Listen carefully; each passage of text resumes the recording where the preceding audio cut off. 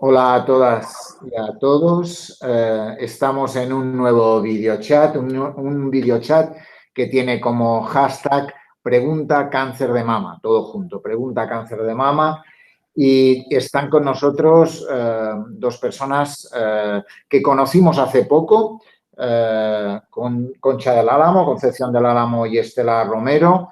Ellas trabajan en el Hospital de Écija y hace poco participaron y tuvieron un reconocimiento por una iniciativa que presentaron al concurso de alfabetización salud que hemos organizado recientemente. Fue una iniciativa muy interesante de una jornada de divulgación ciudadana sobre cáncer de mama y a partir de eso contactamos con ellas, bueno, las vimos en vivo en directo y luego contactamos con ellas para poder hacer este videochat, un videochat que aborda una de las áreas que tenemos en la Escuela de Pacientes, que es el tema del cáncer de mama. Por tanto, hola a las dos, Concha Hola. y Estela. Hola. Muchas gracias por estar aquí con nosotros y gracias por dejaros que los pacientes y las pacientes nos puedan preguntar y puedan saber más de cáncer de mama y puedan tener más información sobre el tema. Os cuento un poco algo de Concepción del Álamo y de Estela Romero. Os he dicho que presentaron una iniciativa muy interesante a las jornadas de divulgación. Las dos son doctoras en Medicina y Cirugía por la Universidad de Sevilla. Concha es especialista DIAMIR en Cirugía General y Aparato Digestivo en el Hospital Virgen del Rocío. Es máster en Senología y Patología Mamaria por la Universidad de Barcelona y se ha formado en unidades de mama de diversos hospitales nacionales e internacionales. Por tanto, ha estado en diferentes ámbitos trabajando sobre el tema. Es miembro de la Sociedad Española de Senología y Patología Mamaria. Y Estela es también doctora en Medicina y Cirugía por la Universidad de Sevilla. Es especialista DIAMIR en Cirugía General y Aparato Digestivo del Hospital Virgen del Rocío. Es máster en Senología y se ha formado en la unidad de mama del Hospital Virgen del Rocío, ¿no? Por tanto, tenemos dos especialistas fantásticas para las cuales podemos preguntarles las cuestiones que nos han llegado y algunas que espero que nos lleguen vía Twitter. Ahí estamos tuiteando desde la cuenta de Escuela de Pacientes y con el hashtag Pregunta Cáncer de Mama. Y lo primero que me gustaría preguntaros es, mi pareja tiene cáncer, dice una de las preguntas. ¿Qué hago? ¿Qué le podemos decir? Bueno, en primer lugar, daros las gracias por invitarnos a este chat. Nosotros estamos muy comprometidos, no solamente nosotros, sino el equipo completo, como dijimos en la jornada, en las jornadas donde nos conocimos. Está claro que todo lo que hacemos es en equipo y nosotras dos únicamente somos las representantes. Detrás de nosotros hay un equipo humano que son los que realizan además todo esto, compañeros nuestros cirujanos, radiólogo, anatomopatólogo, médico de atención primaria y enfermería. O sea que esto es un equipo. Y daros las gracias. Un equipo 10, ¿no? Si no se trabaja en equipo no podemos hacer nada. Eso en primer lugar. Muy bien. ¿Qué le podemos decir desde este equipo que formáis las dos y todo el grupo detrás a esta persona que nos dice mi pareja tiene cáncer, ¿qué hago? Bueno, en principio una persona que tiene cáncer, lo primero que va a necesitar es un apoyo. El apoyo que tiene que dar la pareja no puede ser tampoco como una sobreprotección. Entonces, depende un poco de las necesidades de cada persona. La pareja más o menos lo que tiene que hacer es ponerse a disposición de esa persona para satisfacer las necesidades que le vayan surgiendo. Claro, cada persona es diferente y cada tipo de relación también es diferente. Entonces, básicamente lo que hay es que dar apoyo. Sí, Apoyo. Lo que Apoyo también, y cercanía, supongo. Estar cerca, claro, ¿no? exactamente. Y compartir es no solamente compartir el día a día, es también acercarse a recibir las noticias juntos, los acompañamientos a los médicos, para que ellos reciban también la misma información. Recibir una información en solitario es se sufre mucho más. Cuando se apoya uno en el otro, en recibir y en acompañar, es también una labor muy importante.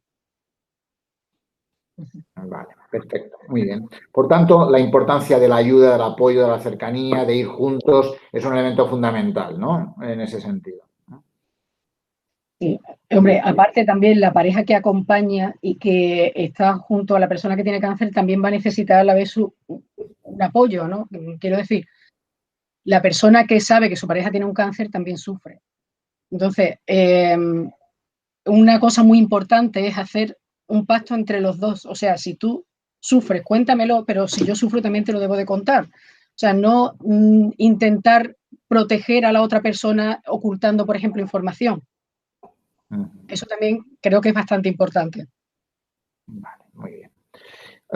Seguimos con las preguntas. ¿Mi cáncer se hereda? Pregunta una mujer. Bueno, el cáncer de mama, lo habitual es que no sea hereditario. O sea, el cáncer de mama es raro que sea hereditario. Se relaciona con dos tipos de genes, los llamados BCRA1 y BCRA2, pero estos genes, que eso sí implicaría que fueran hereditarios, no son frecuentes, son bastante raros. Entonces, en general, el cáncer de mama no se hereda. Lo que sí se puede heredar en algunos casos es una tendencia a tener cáncer de mama. Pero no es una cosa genética que se vaya a heredar, salvo que se tengan esos genes en concreto. Entonces, lo que se puede explorar es la tendencia familiar a tener cáncer. Si hay varios casos que se agregan en una misma familia, entonces sí habría que estudiar si hay o no algún gen implicado en el desarrollo del cáncer. Pero por lo general el cáncer de mama es esporádico, es una cosa que no se sabe exactamente qué es lo que lo produce, pero que no suele heredarse. Muy bien. Alrededor de eso hay alguna pregunta más. Dice, yo he leído mucho del caso de Angelina Jolie, de que sí, de que no, de que hay que hacer lo que diga el oncólogo, el ginecólogo. Dice, ¿cuál es lo correcto? Y en el caso mío, dice, y de mi hermana que hemos tenido un cáncer de mama, ¿cuál sería la indicación? Bueno, el tema de Angelina Jolie es diferente, porque Angelina Jolie sí tiene ese gen. O sea, Angelina Jolie sí que tiene un cáncer hereditario. La decisión de Angelina fue un poquito lo que nos montó a nosotros hacer el tema de la jornada. Básicamente para explicarle a la gente que la decisión de Angelina es una cosa muy personal. No va a evitar que tenga otro cáncer. Y aparte, está demostrado que las personas que tienen este gen sí que tienen una tendencia a tener cáncer de mama, una proporción muy alta, o sea, el riesgo es altísimo, pero que el hacer una mastectomía profiláctica, porque, ojo, no sería solo la mastectomía lo que habría que hacer, habría que quitarle también los ovarios. O sea, hay que quitar todo el entorno hormonal que rodea el cáncer de mama.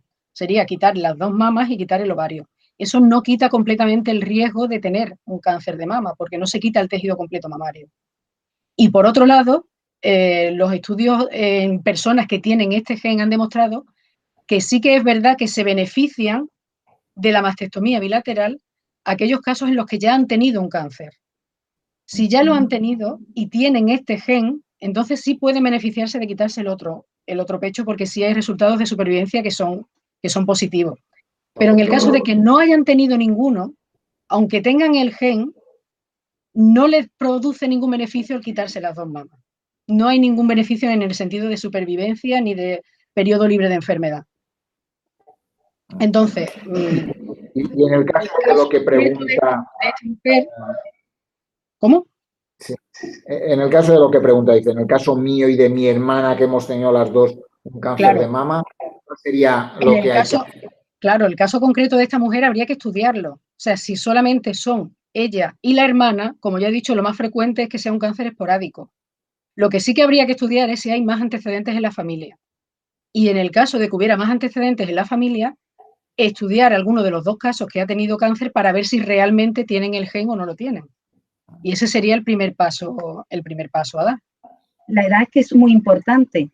Tú puedes tener tu hermana que haya tenido, 2 hermanas que haya tenido cáncer. ¿Qué riesgo tengo yo de padecer cáncer de mama? Resulta que tenemos, mis 2 hermanas han tenido cáncer de mama, pero han tenido cáncer de mama por encima de los 50 años o por debajo de los 50 años. Mi hermana ha tenido el cáncer de mama con 30 años. Es que cuanto más joven son los familiares que tienen cáncer de mama, sí está más relacionado con el tema de la herencia.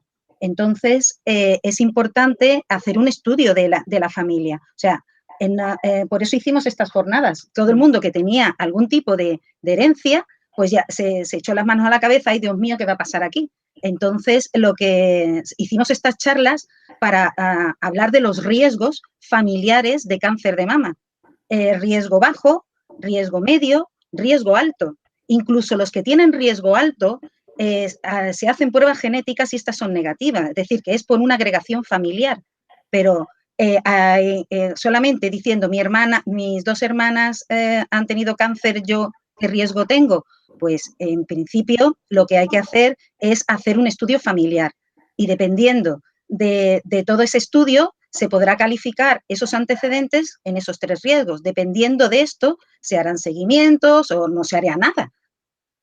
De acuerdo. Por tanto, en el caso cualquiera que hay un grupo familiar, diríamos, hay que estudiarlo, ¿no? Hay que hacer estudios para valorar cuestiones genéticas ligadas al cáncer de mama que tienen. Claro, exacto. Porque además no es lo mismo de primer orden, de segundo orden o ya primos, porque los de primer orden comparten un 50% de genes. Los de segundo un 25%. Ya los primos cada vez se comparten menos genes. Entonces es muy importante saber la filiación y las edades. Si es bilateral el cáncer o si era unilateral, es decir, que es un estudio completo que hay que hacer. No se nos puede contestar simplemente. Es muy interesante la pregunta, pero muy amplia, porque claro, habría que mirar caso por caso, que es como lo hacemos. La mejor manera de hacer las cosas es individual. El cáncer de mama es individual y tiene nombre, 2 apellidos, carnet de identidad, todo. Perfecto, muy bien. Yo creo que ha quedado muy claro en el caso de esta mujer que nos hace la pregunta. Por tanto, lo lógico sería ir a hacerse un estudio que permita saber qué grado de afectación tiene o cuál es el mejor abordaje de tratamiento a desarrollar y que lo haga con las personas con los médicos que la atienden, ¿no? Sería lo adecuado. Bueno, más que estudio es consultarlo. O sea, no estudiar con cosas, simplemente estudiar. Estudiar, me refiero, es simplemente saber, preguntar qué edad tienen, lo que he comentado antes. Y una vez que ya lo hemos metido en un casillero, pues entonces es cuando se toman las decisiones de los seguimientos o si efectivamente hay que hacer ya un estudio genético o no. Vale, perfecto, muy bien. Pues hay una pregunta que dice: ¿cuál es el objetivo de cada tratamiento? ¿Sirve para eliminar el cáncer, para ayudar que me sienta mejor, para aliviar? ¿Cuál es el objetivo del tratamiento que hacéis vosotras o vuestro equipo cuando abordáis un caso de cáncer de mama? Bueno, vamos a ver. El tratamiento del cáncer de mama tiene varias fases y no necesariamente esas fases van a ser consecutivas. En primer lugar, hay una fase que no tiene por qué ser la primera, pero que sería el tratamiento quirúrgico, en el que abordamos la enfermedad a nivel local. Se hace además una exploración de tipo ganglionar. Otra de las fases del tratamiento es la quimioterapia, que sería a nivel general el cáncer de mama. Cuando no está localizado, cuando puede tener células por el resto del organismo y pretende la quimioterapia realizar un tratamiento a nivel sistémico, o sea, a nivel general, a nivel de todo el cuerpo. Y luego hay otra fase también, que es la radioterapia. La radioterapia también es a nivel local.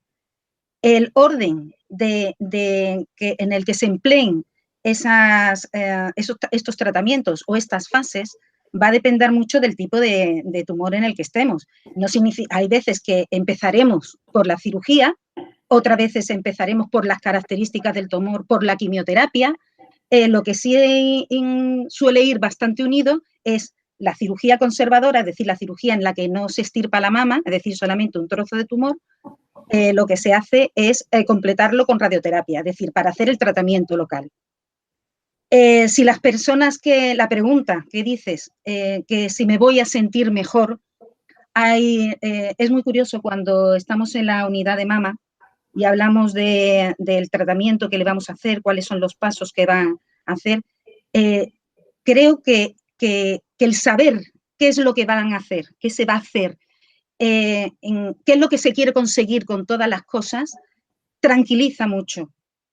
Cuando un paciente nos ha llegado a la consulta y le hablamos y no está receptivo, porque lógicamente están en un momento de shock y no son capaces de entender las cosas bien, tenemos que citarlos de nuevo, al final de la entrevista siempre decimos, porque eso se nota cuando el paciente está en shock, intentamos citarlas de nuevo para volvérselo a explicar todo, porque es importantísimo que sepan fechas, que sepan el camino que van a seguir, porque eso efectivamente, eso tranquiliza. Cuando no hay fechas, o sea, lo peor que le puedes decir a una mujer que la acabas de diagnosticar de un cáncer, lo primero que quieres saber son fechas.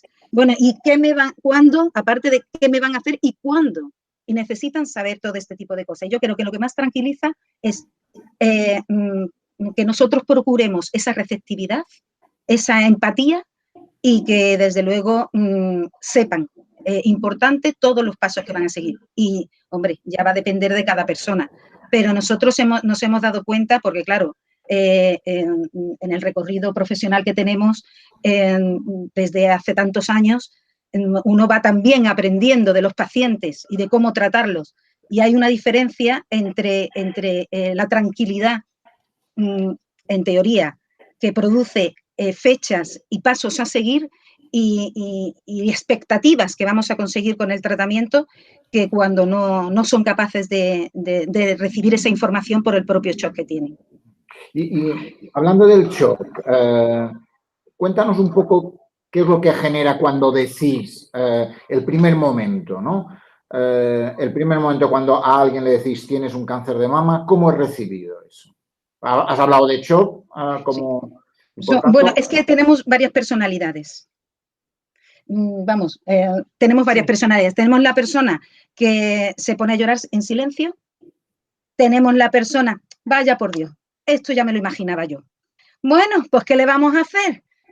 Luego tenemos la persona que se queda muda y que es el familiar el que se pone a llorar y consuela. O sea, tenemos como 3 tipos de personalidades. Yo no lo había pensado hasta ahora, pero... También está la que no se... también, bueno, pero ¿esto cómo va a ser? Sí, es verdad, sí, también tenemos. O sea, que podríamos definirlo en 4 tipos de personalidades, ¿no? Sí. Más o menos. Esto, vamos, esto es por nuestra propia experiencia, no lo hemos leído en ningún lado, ¿verdad? Sí. Ya de esa primera reacción, tú tienes que ir acomodándote un poco a la forma de asimilarlo al paciente. En el momento en el que te dicen que tienes un cáncer, yo me imagino que eso es un shock, como decía ella al principio, y que cada persona elabora ese shock de una manera diferente. Y básicamente son esas 4 reacciones, ¿no?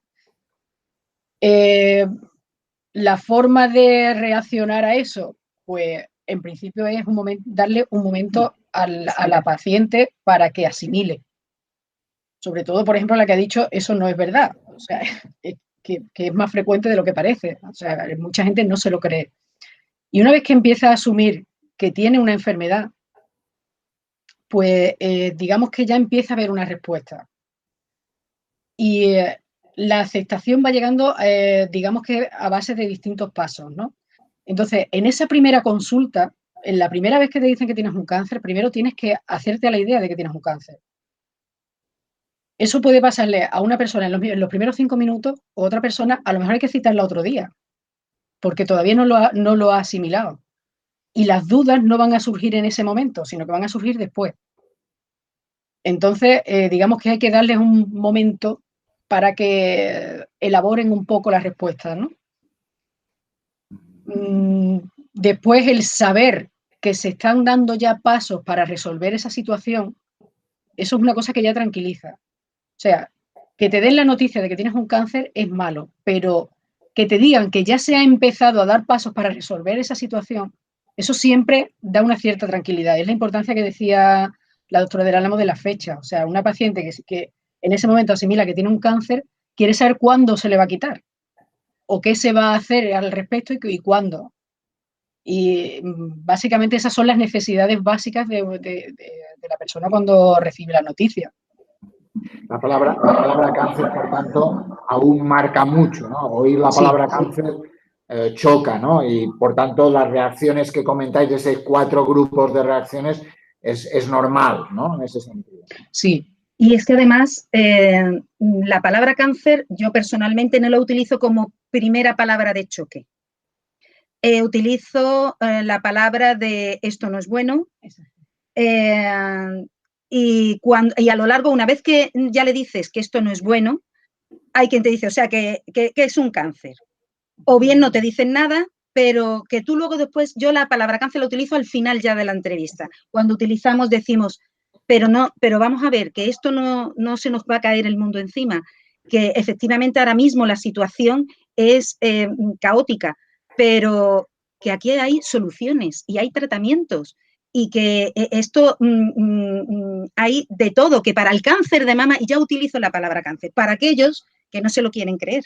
Es decir, que al principio digo lo de menos bueno por aquello de que no sea un choque, pero desde luego de la consulta se va o intentamos que se vaya que sepa que tiene un cáncer. Luego tenemos, es que en la mujer tenemos que actuar así cuando se le van a hacer, hay veces que hay pacientes, que es verdad, que son muy mayores, que vienen los familiares antes a hablar con nosotros y entonces, bueno, ahí hacemos algunos pactos de cómo decirle las cosas y cómo le vamos a hacer, pero eso ya es como un poquito más amplio. Perfecto, muy bien. Pues sabemos que hay que utilizar lo que hemos dicho, no de entrada la palabra cáncer, la idea de no es bueno y eso puede ayudarlas a incorporar esa idea de que tengo un cáncer y tengo que hacer algo o que los profesionales que me atienden tienen que hacer algo y yo también con ellos, ¿no? Tenemos diversas preguntas. Hay alguna pregunta y ¿es siempre necesario hacer una mastectomía? Por tanto, quitar la mama. No. Es que hacen muy pocas ya. La mayor parte de las mujeres con cáncer de mama conservan sus pechos. Antiguamente sí que es verdad que los tratamientos eran mucho más agresivos. No solo se quitaba la mama, se quitaba también el músculo que estaba debajo. Bueno, se hacían auténticas cosas que excedían con mucho lo que es el tratamiento, ¿no? Entonces, esa tendencia a ser tan agresivo se ha ido acotando a lo largo del tiempo, de manera que ya prácticamente no es necesario hacer mastectomía en todos los casos. De hecho, es raro la necesidad de una mastectomía completa. Normalmente lo que se hace es una resección parcial. O sea, se quita solamente, para que nos entendamos, la parte que está mal. La parte mala, donde está el tumor, es la parte que se quita. El resto de la mama se conserva. Se pueden hacer técnicas reconstructivas en el mismo acto de la intervención. Es decir, al quitar un trozo de la mama, pues normalmente queda un poco más pequeña, pero existen técnicas en las cuales pues, se puede simetrizar con respecto a la otra mama, se pueden hacer técnicas de colgajo y demás que hagan que la mama quede con un resultado estético más o menos aceptable. ¿Cuándo hay que hacer la mastectomía? La mastectomía, por ejemplo, se hace en las mamas que son muy pequeñas y que al quitar toda la parte mala, digamos que no queda tejido suficiente como para que quede un resultado aceptable. En ese caso, es mejor quitar la mama completa y hacer una reconstrucción completa, porque el resultado estético va a ser muchísimo mejor. Ese es uno de los casos raros en los que hay que hacer la mastectomía completa. Otro caso, que haya tumor por distintos sitios de la mama que no permitan quitar solamente un trozo y que se lo lleve todo. Entonces hay que quitar la mama entera. Pero que la opción de la reconstrucción, por supuesto que existe y que en muchos casos, incluso ya en el mismo acto operatorio, se pone, digamos, un implante expansor para que la piel vaya dando de sí para después ya posteriormente poner la prótesis definitiva. En ese sentido hay una pregunta que nos hacen. Me han quitado un pecho. ¿Se haría una reconstrucción mamaria? Nos preguntan. Claro, se puede hacer una reconstrucción mamaria una vez que se haya visto que la enfermedad está controlada. O sea, una vez que ya se ha visto que no hay, por así decirlo, raíces por ningún sitio, que digamos la enfermedad sistémica está controlada y que el tratamiento ya se ha completado, entonces ya sí se puede plantear la reconstrucción y claro que es posible. Muy bien. Incluso hay una pregunta que dice, quisiera información sobre la técnica de tatuaje del pezón. ¿Qué hay sobre la técnica de tatuaje del pezón? Bueno, es que eso es más de cirugía plástica, Sí, más que de... bueno, pero bueno. Bueno, dilo tú, venga. Está muy de moda ahora lo del tema, bueno, de moda, hablar de moda en un cáncer de mama, pero sí es verdad que sí hay una tendencia a realizar tatuajes 3D. El que habitualmente se ha hecho hasta ahora ha sido la reconstrucción del pezón y de la areola. Se ha tatuado la areola y se ha reconstruido el pezón con piel de la propia mujer para que haya bultito. Pero sí es verdad que hay ahora, con el tema de los tatuajes, hay tatuajes en 3D que da a nivel, es un trampantojo, es decir, que parece que está tan bien hecho el 3D que parece que tienes un pezón. Pero claro, eso es ya una opción de la propia mujer. Si prefiere tener una areola pezón que se vea que quedan muy bien, porque realmente es que quedan fantásticamente bien, o si ella tiene la necesidad de tocarse un bultito, que sería reconstruir el pezón. Entonces, eso más bien es una opción de la propia mujer, que decida si quiere tener un bultito con un tatuaje de la areola y que después le reconstruyan el pezón, o bien lo que quiere es un complejo areola-pezón completo en 3D. Eso yo creo que es una cosa más bien opcional. Es verdad que las mujeres, hay muchas mujeres que solicitan la reconstrucción o el tatuaje porque por su propia visión personal, pero también hay muchas que no lo quieren, ¿eh? O sea que aquí hay de todo, hay de todo. Eso yo creo que es una opción, pero cualquiera de ellas es a nivel estético y es una cosa que pueden decidir ellas personalmente, una vez que piensen en qué es lo que quieren. Muy bien, perfecto.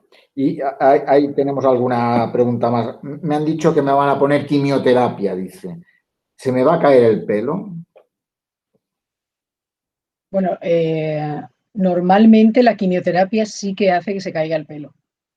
Sí que es verdad que ahora hay distintos tipos de quimioterapia. Entonces, hay algunos tipos de quimioterapia que hacen que se caigan menos que otros.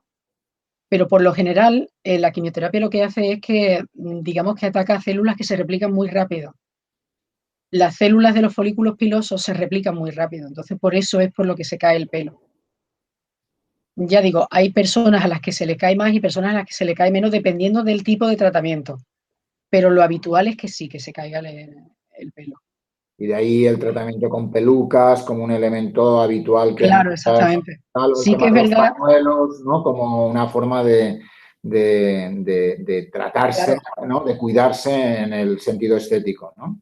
Exactamente. De hecho, hay incluso peluquerías que están especializadas en este tipo de pacientes y que cuando saben que se van a hacer una quimioterapia, van a esta peluquería y les hacen una especie de estudio del tipo de pelo que tienen y demás para que después el impacto sea menor y le hacen, digamos que pelucas a la medida y según su tipología. Eso, si alguna paciente tiene este problema, si se meten en internet, hay muchas peluquerías que están especializadas precisamente en pacientes con cáncer de mama. Algunas incluso le hacen tatuajes de las cejas, de manera que no parece que se les haya caído el pelo. Y también es verdad que el pelo se recupera rápido. Una vez que la quimioterapia para, el pelo vuelve a salir y además sale con bastante fuerza. O sea que la recuperación después es bastante rápida. Rápido. Muy bien. Hay una persona que dice que me gustaría que me explicaran qué es el ganglio centinela y qué es el linfedema. ¿Qué le podemos explicar? La doctora es una experta en ganglio centinela, con su tesis doctoral tiene que ver con esto precisamente. El ganglio centinela viene en relación con esta tendencia que he dicho que hay a que el tratamiento sea cada vez menos agresivo. Antes lo que se hacía era no solo se quitaba la mama, sino también se quitaban los ganglios. Los ganglios, digamos que son como los nódulos que recogen el riego de la mama y recogen la célula que puede soltar el cáncer en un momento dado. Entonces, con la idea de prevenir, se quitaba todo lo que era el sistema linfático de la axila. ¿Qué se vio? Que realmente el quitar todos los ganglios de la axila no evitaba que en un momento dado alguna célula o algo así pudiera escaparse, sino que más bien tenía un valor a la hora de saber en qué estadio se encontraba la enfermedad. Si estaba solamente localizada en la mama o si ya, digamos, que había soltado alguna célula por ahí al resto del cuerpo. ¿Qué pasa? Que al quitar los ganglios y el sistema linfático de la axila, este sistema no solo recoge los líquidos de la mama, sino también del brazo. Al quitar todo ese sistema de drenaje, lo que pasaba en muchas ocasiones era que se producía un linfedema. Un linfedema es una acumulación de líquido linfático en el brazo. El brazo se ponía ancho, se pone grande a base de líquido. ¿Cómo se evita esto? Bueno, pues una forma de evitarlo es no quitar el riego linfático de la axila. ¿Cómo se puede hacer esto? Como ya vimos que el quitar la axila para lo único que sirve es para saber en qué estadio está la enfermedad, se vio que quitando solamente un único ganglio y viendo si ese estaba afectado o no, ya se puede determinar cuál es el estadio de la enfermedad sin necesidad de tenerlos que quitar todos. Entonces, ¿qué se hace? Lo que se hace es que el tumor localizado en una zona determinada de la mama va a ir a un ganglio linfático en concreto. Entonces se pone una especie de marcador, se inyecta un marcador que va a ir a los líquidos que drenan esa zona, de manera que marquen cuál es el ganglio que ha recogido el líquido de esa zona. Y ese es el que se quita. Si ese ganglio tiene célula, quiere decir que el tumor ha empezado ya a soltar células por el cuerpo. Entonces, ¿qué se hace? Se quita ese ganglio y se quitan el resto de los ganglios de la axila, pero digamos que por precaución. Esto es una tendencia que también está desapareciendo. Ya incluso, aunque ese primer ganglio tenga célula, como se ha visto que no sirve tampoco de mucho quitar todos los demás, se está empezando a conservar el resto de los ganglios de la axila y solamente se quita ese, el que está afectado.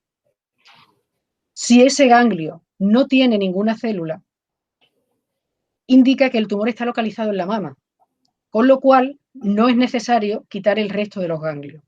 Entonces, esa es la finalidad de hacer el ganglio centinela.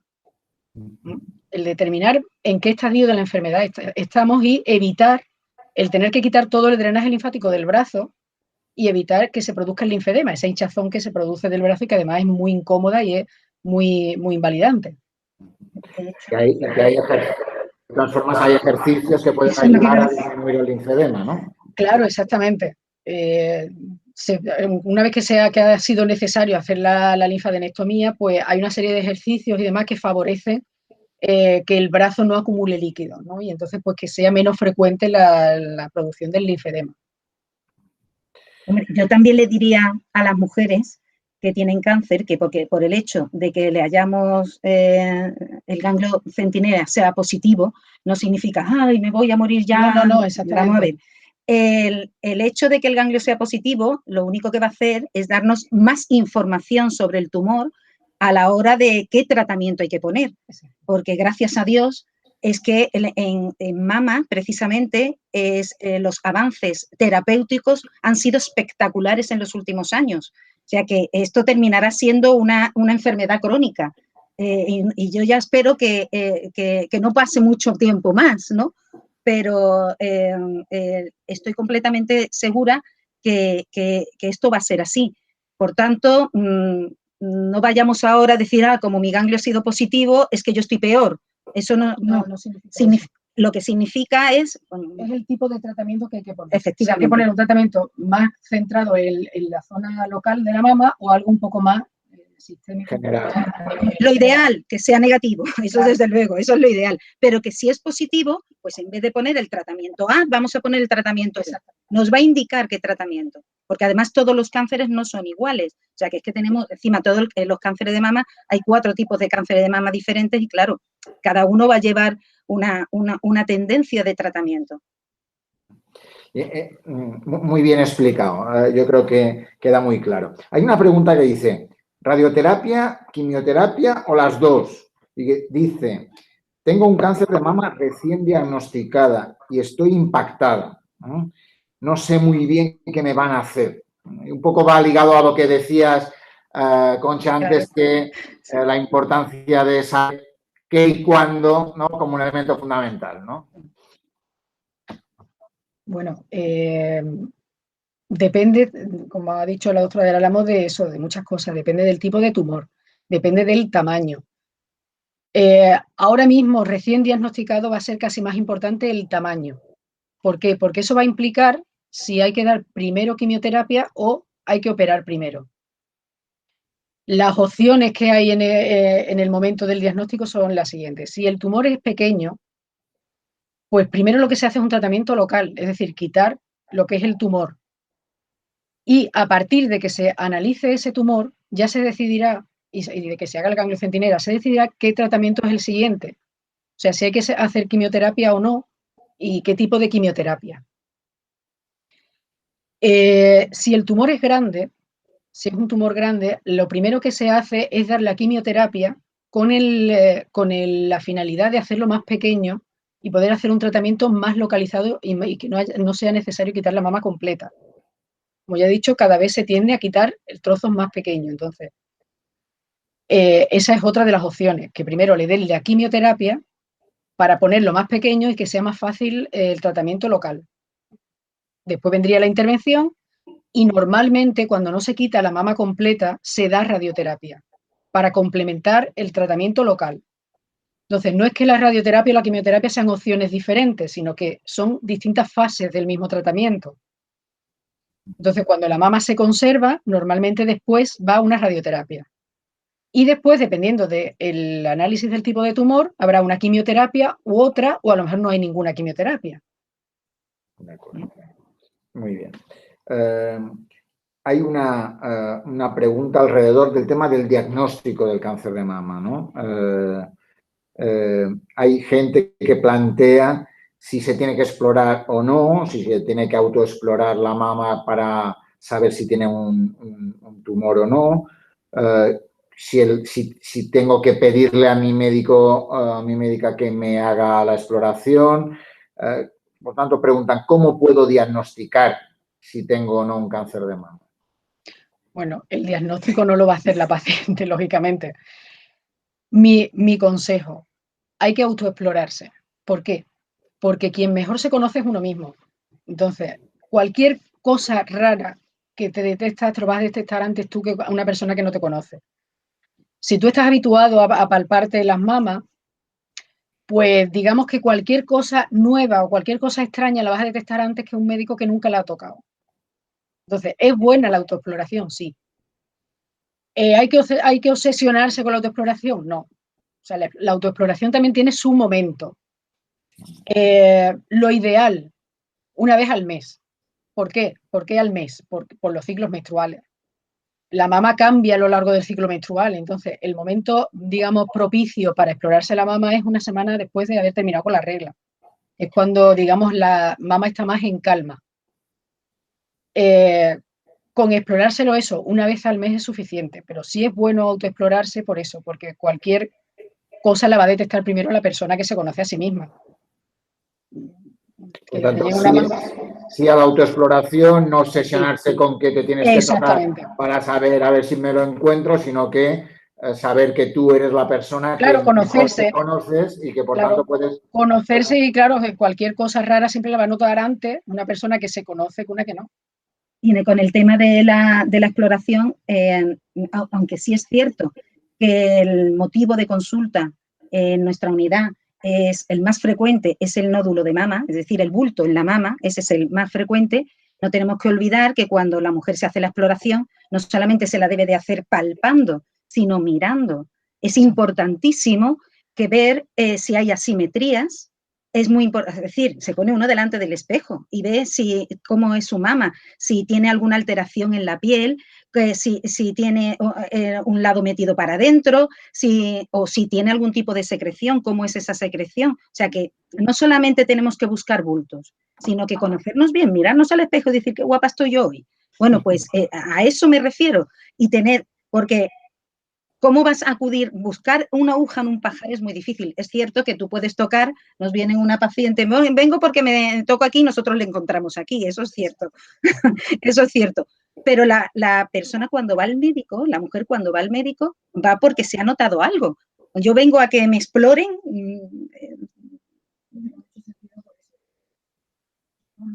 Y la exploramos, salvo que haya algo muy gordo, pues no. Sobre todo a nivel del síntoma de retracción de piel, síntomas de bultos y esas cosas sí se lo va a encontrar el médico. Pero si ha tenido algún tipo de secreción, pues eso no lo va a ver, porque la mayoría de las veces incluso llegan y no se ve. Es decir, que cuando uno va al médico puede ir efectivamente, mire usted, no sé, enséñeme. Pues también están nuestros médicos de atención primaria que pertenecen a nuestro grupo, pues enseñan, hacen talleres en el ambulatorio y les enseñan a explorarse. En ese sentido hay una pregunta que dice, he tenido una secreción del pezón, pero ya ha parado, ¿qué hago? ¿Qué le podemos decir? Anotar, escribir, ¿verdad? Como decimos, ¿cómo es? Claro, depende del tipo de secreción. Que la mama tenga una secreción muchas veces incluso por los dos pezones, hay veces que es normal. Hay personas que tienen secreción por los pezones que no significa nada. La mayoría de las veces es leche. O sea, la mayoría de las veces es una secreción normal de la mama, otras veces es suero. Signos de alarma en una secreción, por ejemplo, una secreción sanguinolenta, que tenga así como color de sangre. Una secreción que aparece de repente y que se mantiene en el tiempo. No sé, una secreción que aparezca solamente en un lado y en el otro no. Ese tipo de signos sí pueden ser un poco más alarmantes.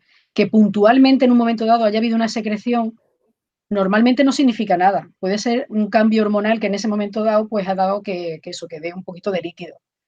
Pero que depende muchísimo de eso, de las características sobre todo, del tipo de secreción que tengan. Una secreción verdosa o de color leche o de color agua normalmente no significa nada.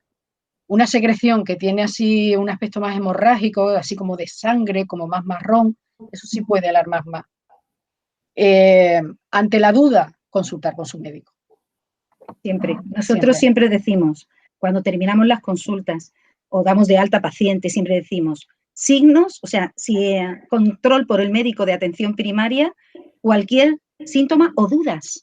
O sea, porque uno puede tener dudas, no tener ningún síntoma, pero tener dudas. Es fundamental, no podemos ser los médicos de nosotros mismos. Siempre que tengamos dudas, tenemos que consultar, es algo importante, porque lo que creemos que es una tontería puede no serlo.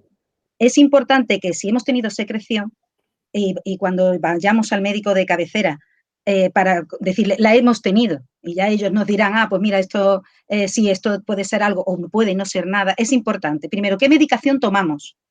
Porque hay medicación que produce secreción láctea. Tenemos que haber observado, sobre todo si no se puede reproducir, como es el caso, ya ha parado, si vuelve a ocurrir, comprobar si es por un orificio o por dos, si es posible, vamos a ver. Estas son cosas que nosotros les decimos a ellas normalmente, le decimos, mirar, intentar si esto vuelve a pasar, una vez que ya hemos visto que no hay nada, anotar todo este tipo de cosas porque eso ayuda a definir qué patología puede tener.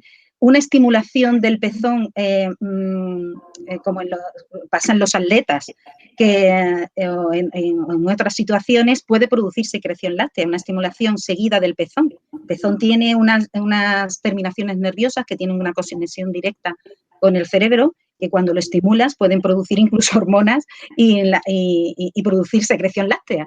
Y no ser ningún problema. Hay veces que secreciones lácteas pueden ser por esto o por otras cosas, medicaciones, y es importante que anotar todas esas cosas o por lo menos recordarlas para que cuando nos pregunte el médico estas cositas, pues podamos orientarnos.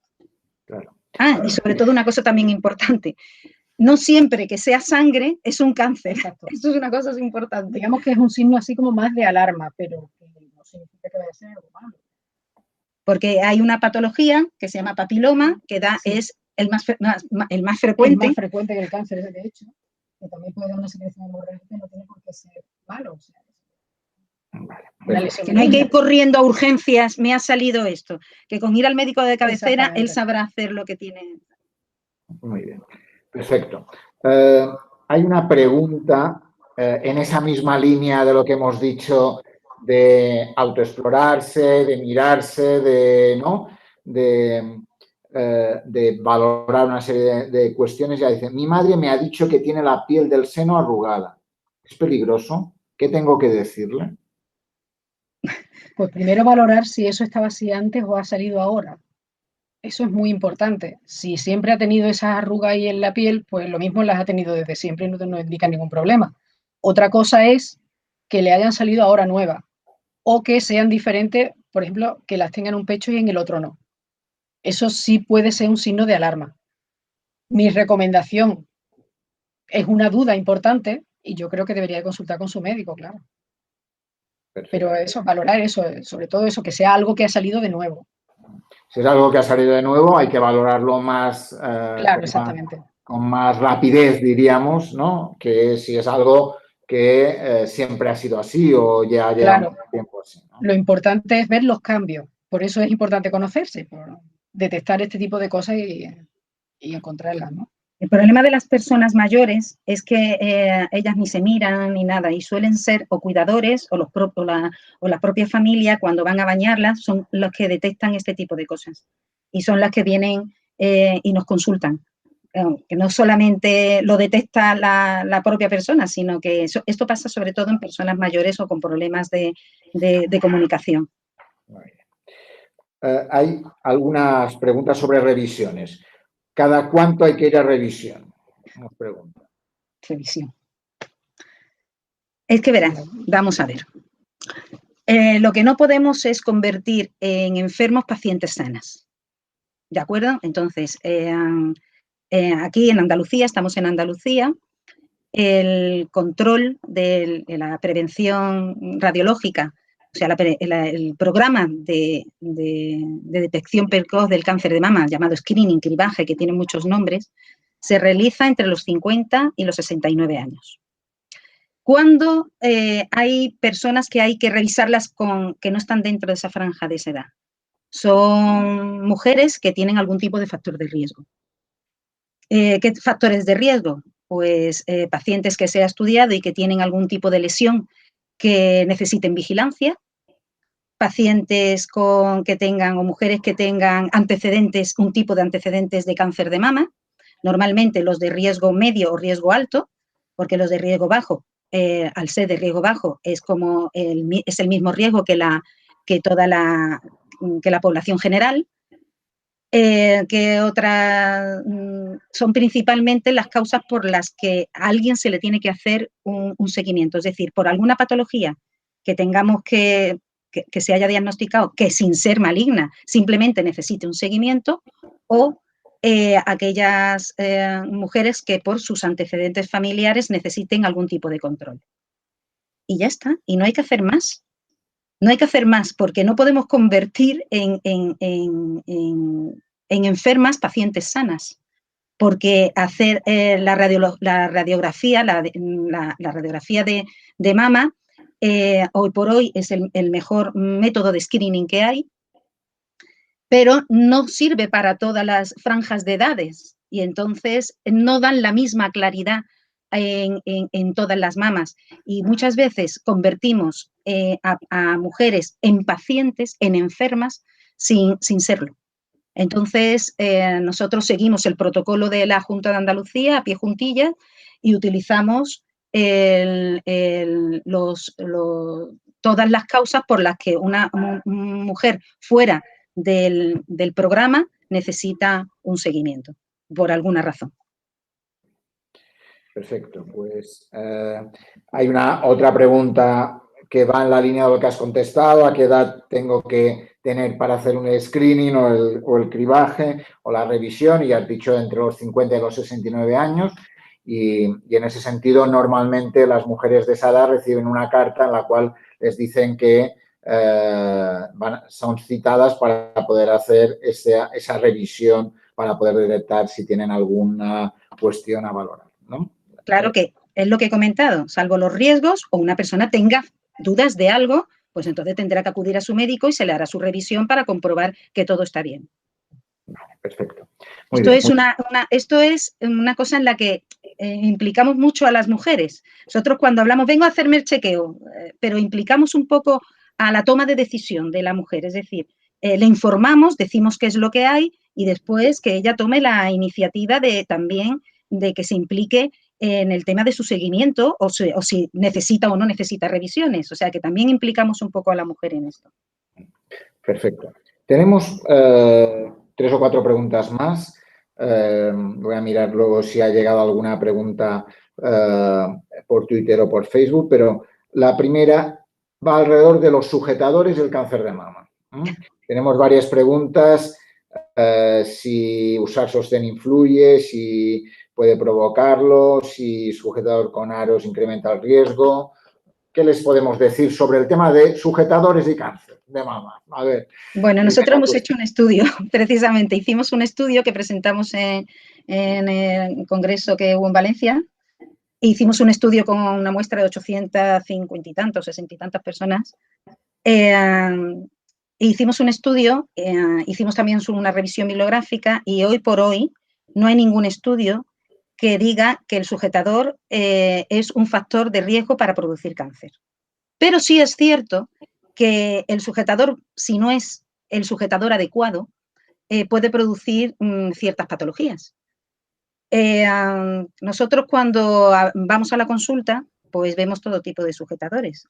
Yo entiendo que es muy fácil ir a comprarse un sujetador y decir, me voy a comprar la talla 90 o tengo la talla 95. Pero es que un sujetador no se mide por una talla, porque hay 2 medidas importantísimas.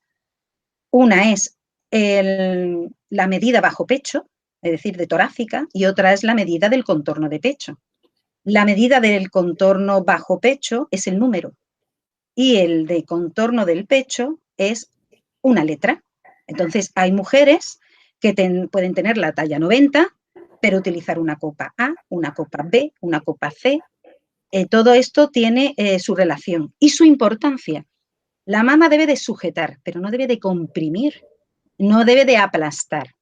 Y cuando vamos, le decimos, por favor, se desnuda de cintura para arriba, pase aquí, y le vemos, digo, pero cuando entro, yo les digo que no se quiten el sujetador para ver cómo tienen el sujetador y ya de paso, pues haces un poquito les das información.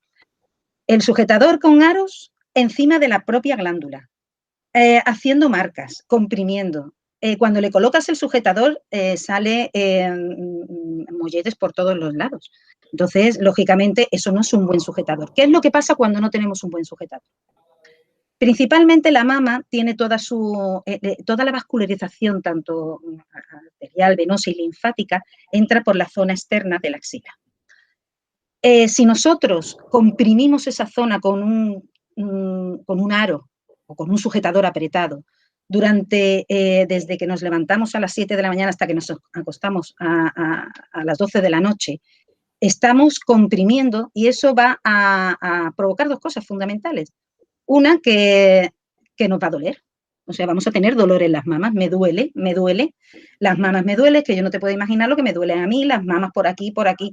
Hay veces que el dolor está provocado por un mal sujetador. O sea, que el dolor tiene muchas causas, pero una de ellas es un mal sujetador. También puede producir un traumatismo, es decir, algo que está dando todo el día sobre una glándula puede producir callos. Es lo que se llama la necrosis grasa, que muchas veces confunde y asusta porque puede confundir con el cáncer a la exploración. Otra cosa que puede producir un mal sujetador es, al estar comprimiendo, puede haber una relación con lo que llaman mastopatía fibroquística, que son los quistes de mama, y pueden tener algún tipo de relación con la formación de quistes. Es decir, que no se le ha dado la importancia al sujetador que tiene.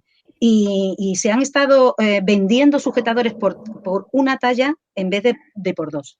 Pero lo que sí hay que tranquilizar a la gente que hasta ahora no hay ninguna publicación que tenga relación entre cáncer y el sujetador, sea con aros o sin aros. De hecho, nuestro estudio era con aros y sin aros, y lo único que sí, lo que sí era realmente significativo es que las mujeres tenían más dolor, sobre todo cuando dormían con él o que con aros, con él. Imaginaros lo que es dormir con un sujetador con aro, pues ya habíamos visto que sí tenían más dolor que las que no. Pero fundamentalmente ninguna tenía relación, no era nada significativo. Hombre, en una muestra de 800 y pico de mujeres había cáncer, pero no había ninguna relación con cáncer, ni en la bibliografía que nosotros hemos consultado.